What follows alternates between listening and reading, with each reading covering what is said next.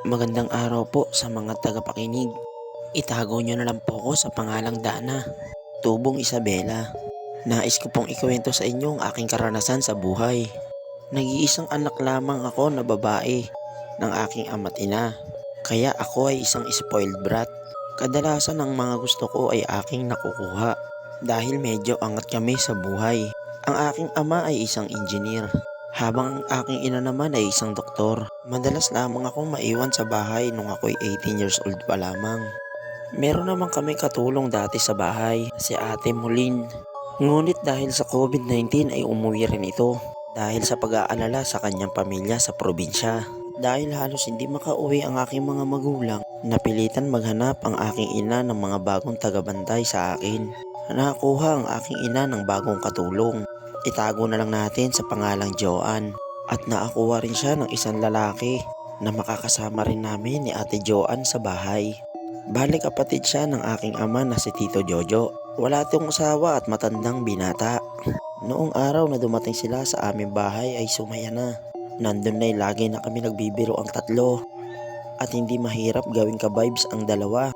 Isang araw ay nagpaalam si Ate Joanne sa kadahilanan na kailangan niya daw samahan ng kanyang mga anak sa pagkuha ng ayuda.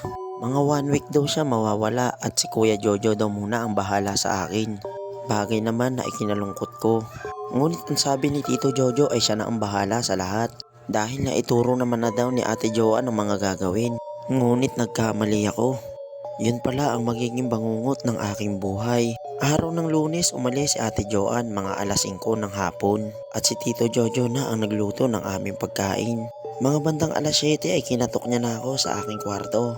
Ang sabi niya sa akin ay kakain na daw kaming dalawa. Kaya naman sumunod na ako sa kanya. Pagdating namin sa hapag ay masarap ang kanyang mga hinain. Nagulat din ako dahil masarap siyang magluto. Kaya naman naparami ang aking kain. Maya-maya pa ay umakyat na ako sa aking kwarto. At sa di ko malamang dahilan, antok na ako ng 8. At hindi naman ganun ang tipikal na aking tulog. Dahil kadalasan ang oras ng aking tulog ay pumapatak pa ng alas 10 o alas 11. Mga alas 7 ng umaga nang magising ako. At grabe ang pananakit ng aking katawan na umabot talaga sa puntong halos hindi ako makatayo. At nagtataka ako dahil maaga ang aking buwan ng dalaw. Ngunit kakaunti lamang ang dugo. Maya-maya pa ay kumatok na si Tito Jojo sa aking kwarto. At sabi niya ay mag-aalmusal na daw kami. Pinilit kong tumayo kahit pa ika-ika ako maglakad. Pagkababa ko ay napansin ko si Tito Jojo na masayang masaya. Ako ay napatanong sa kanya kung bakit masayang masaya siya. Ang sabi niya lang sa akin ay kaarawan niya daw ngayong araw at may natanggap daw siyang magandang regalo. Curious akong nagtanong kung anong regalo ang kanyang natanggap. Ngunit sabi niya ito daw ay isang sekreto. Lumipas na naman ang maghapon at umabot na naman ang gabi. Mga bantang alas 6:30 ay kinatok na ako ni Tito Jojo para kumain. Same senaryo lang ang nangyari. Dahil pagsapit ng 8, ako ay nakatulog na naman. Mga bandang 6 ay nagising ako. Ngunit masakit na naman ang aking katawan. Ngunit hindi na katulad kahapon dahil medyo nabawasan ang sakit nito. Kahit pagod ako ay tumayo ako upang uminom ng tubig.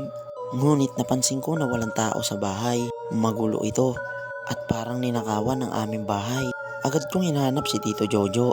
Ngunit wala na ito sa bahay. Ganon din ang kanyang mga gamit. Agad akong tumawag ng mga pulis. At doon ako nagimbal sa mga pangyayari. Hindi pala si Tito Jojo ang nakasama ko sa bahay. At may natagpuan ding isang bangkay ang mga pulis sa bahay. Dahil yung taong nagpanggap na si Tito Jojo ay isa palang kriminal.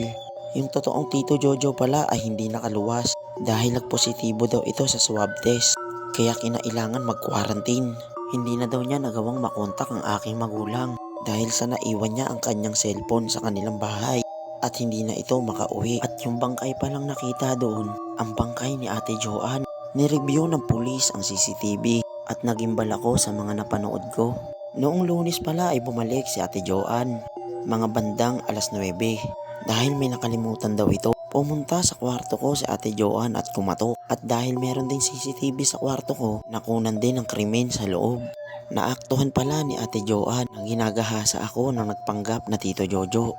Sa gulat niya ay tatakbo sana siya palabas, ngunit nahawakan siya ng kriminal at itinali ang kumot sa kanyang leeg.